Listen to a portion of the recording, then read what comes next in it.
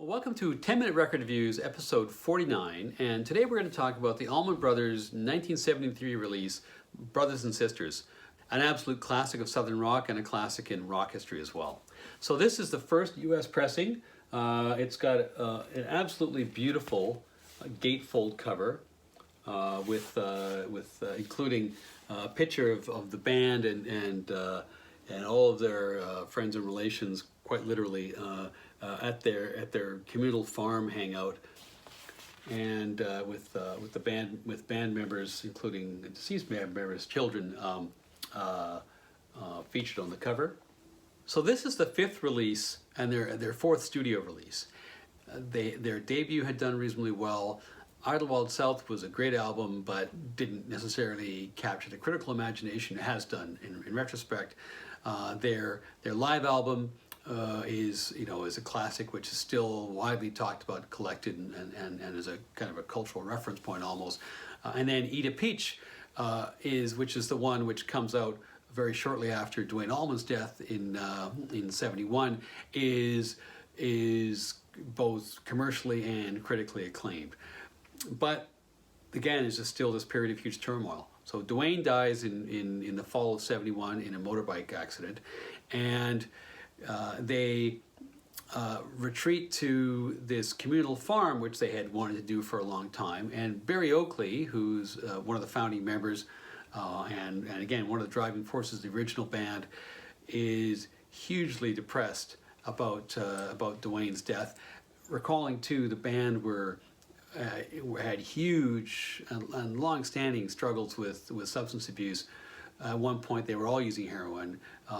They'd kicked the heroin at this point. There was still a ton of coke, and Barry Oakley is descending into this sort of drug-fueled depression for the full year after Duane is killed, and is kind of, as you could tell from what the other band members are saying, dragging everyone down into this spiral.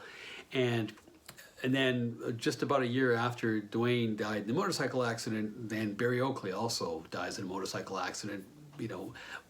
Never obviously explicitly a suicide, but felt very much by observers and by his bandmates at the time essentially to be, the exit that he'd been seeking, through all the depression. So twin tragedies, but strangely, because of the black cloud that had sort of consumed Barry Oakley the previous year, Greg Allman says, when Barry goes, obviously it's sad, but it's also kind of a release because it was almost like inevitable that was going to happen, and then this almost like this period of gloom is lifted. They bring Lamar Williams in on bass to replace Barry Oakley. They begin to get enthused again, and they throw themselves into the recording of this album. And this album, when it's released, is widely considered to be the record that moves them up in kind of the front rank of rock stars in that period in the 1970s. The new leaders of the band are Dickie Betts on guitar, who's basically assumed the guitar writing duties in the absence of Duane, and Greg Allman, who increasingly comes to the fore in the band as some of these more significant figures, previously more significant figures, are clearly departing the scene. And Betts and Allman share the writing duties here. Dickie writes 4 of the songs and Greg writes 3. The side one starts off really strongly with a song called Wasted Words, which has a great slide intro by Dickie Betts, and goes on from there. Lyrically, it's about a relationship which is on the rocks. It's hard for me not to hear this and kind of hear metaphors for other things that were happening in the band's life at the time, and about the sort of the urge to move on in some respects. It feels very much, in other words, like a breakup letter, and it's you're already into that Allman-y kind of bluesy country soup, which only they did as well as they did. But then things move from really pretty good to really great, because the next song is Ramblin Man, which is, I think, the Allman's most famous song. It's probably the greatest single crossover country rock song that existed. It's very upbeat, and it was a monster hit. Lots of play on country music radio. lots of play, obviously, on rock and roll radio. Intriguingly, the band actually were really worried about the song, weren't that happy with it, because when they heard it played back, they felt it sounded too country, and this was going to be a real problem for them. But it, in fact, cemented their place, kind of this crossroads of two musical traditions. It's a very upbeat song. Dickie sings. It has this wonderful dueling guitar piece with Les Dudek and Dickie towards the end of the song.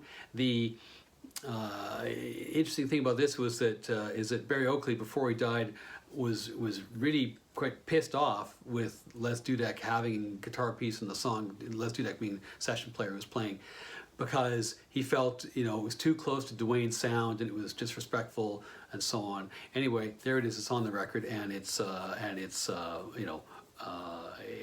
great piece of music.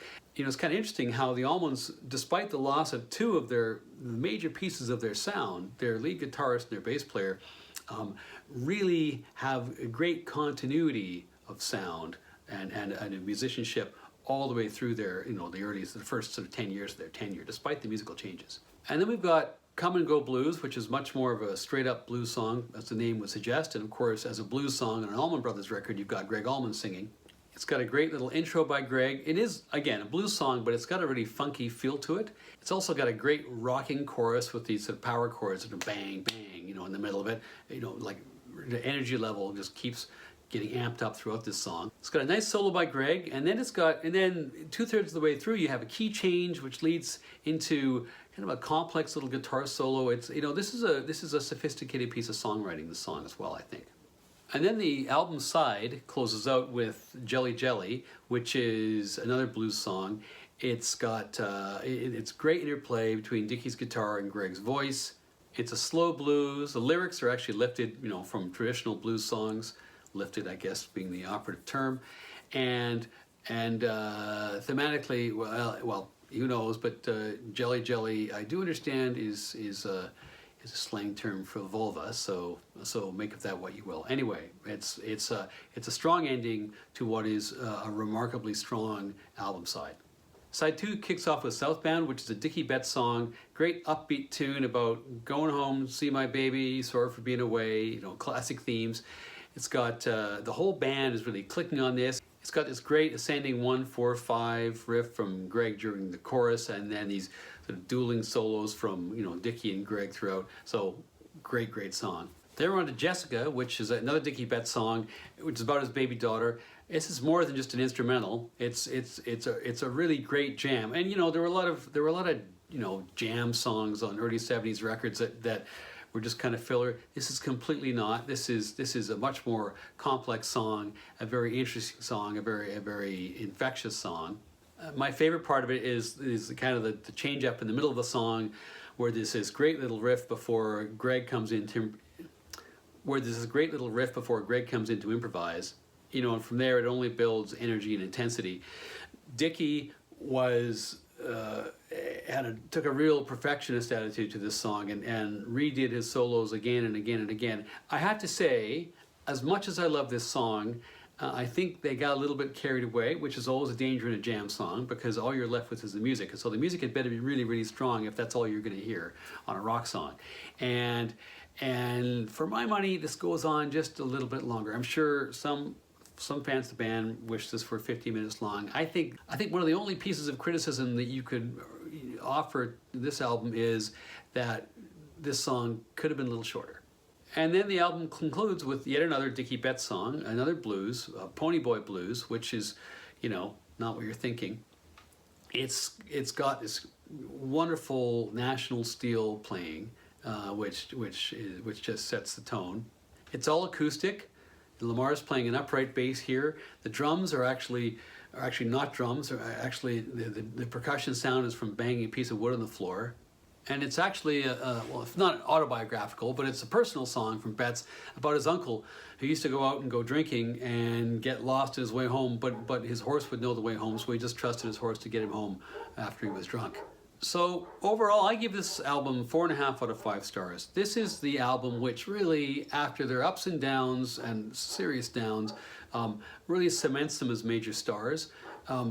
You can quibble a little bit about some of the, well, I quibbled already about the self-indulgence on Jessica. Otherwise, I don't have much to say other than this is a really rewarding listen. It's kind of, in a funny way, it's almost is a parallel to Back in Black, and that this is a band that's had a terrible tragedy, driven in part by substance abuse, and is now finding its way back and making a major statement. So 4.5 out of 5 stars.